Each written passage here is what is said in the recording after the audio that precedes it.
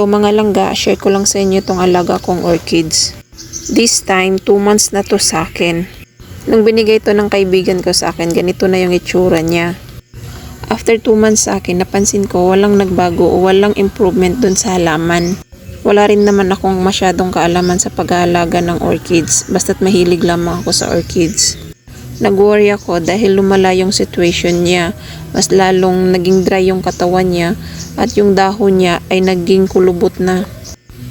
Wala rin siyang bagong ugat. Yung ugat niya nung dumating siya ay ganun pa rin, pati yung mga una niyang dahon ay may nangingitim ng parte. Kaya akala ko hindi ko na siya maisasalba pa.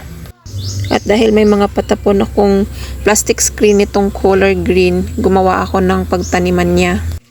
Nilagyan ko lang ng coco cubes at saka uling na kahoy itong ginawa kong pagtaniman sa kanya. Then after 1 month na naitanim ko na siya dito, ayan, may mga bago na siyang roots at ang lulusog pa ng roots niya. Yung akala ko hindi ko na siya mamubuhay, pero ito, dahil sa mga roots niya, laki ng pag-asa ko na mabubuhay ulit siya. Ayan, ang ganda ng roots niya.